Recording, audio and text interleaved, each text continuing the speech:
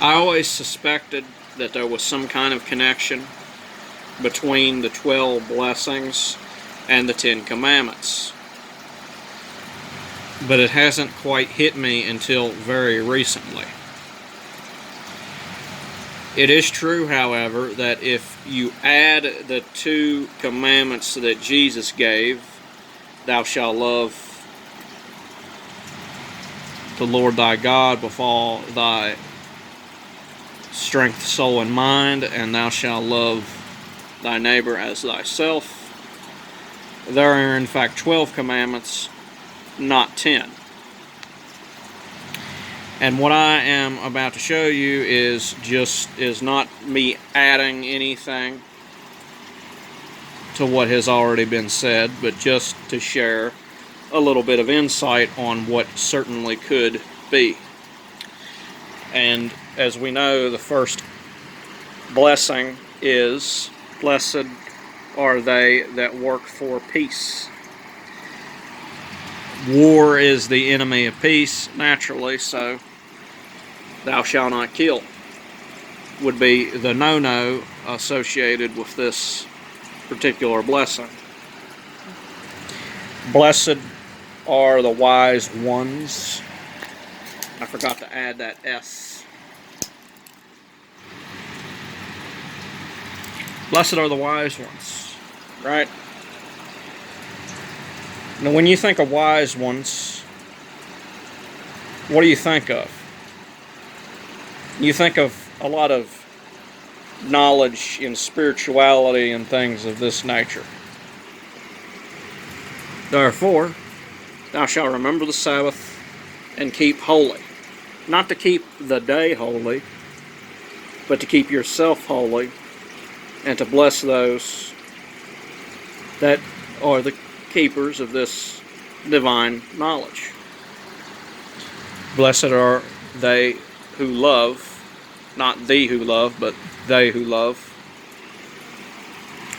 Thou shalt not commit adultery through sex. Now, this is a little bit weird how I put this. You would think I would put this as love thy neighbor as thyself, but there are reasons that I can't do that. Thou shalt not commit adultery is your best bet, because sex is basically the enemy of love. Blessed are the planetary ones. I got a habit of saying one instead of ones.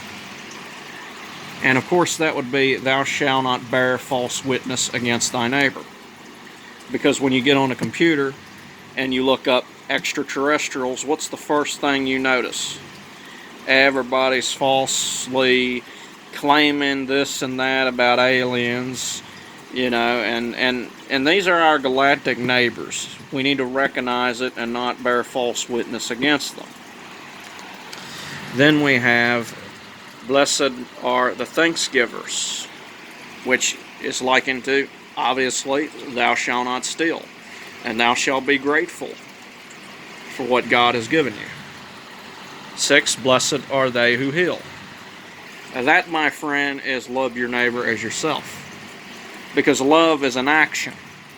It's not an emotion. 7 is, blessed is the Mother Earth. 7, the commandment that corresponds with this, thou shalt not covet our home, which is the same as thou shalt not covet thy neighbor's home. Don't covet all this shit that belongs to the earth. It doesn't even belong to you. It belongs to the earth. Okay? Respect the earth. It's not a thing. It's not something that you own. Okay?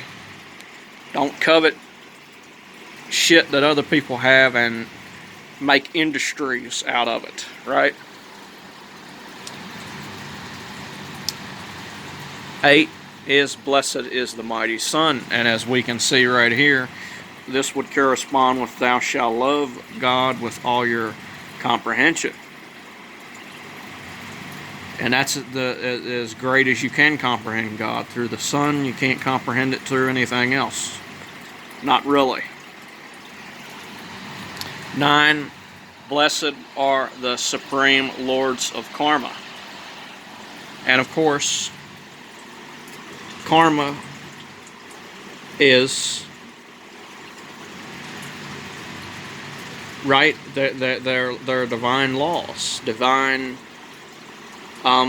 things that we abide by. They're like our divine mother and father in a way. It says in the Bible that if you obey your mother and your father, you'll live long upon the land. That's an example of karma, I believe.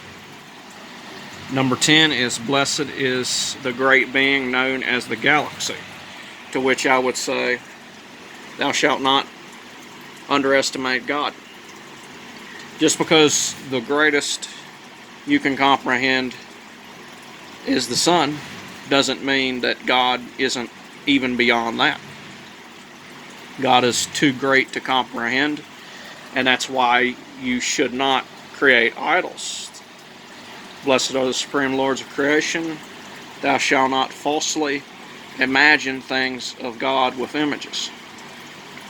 And of course, number 12, I am the Lord of all, and outside me is nothing. Blessed is the absolute. That's the top.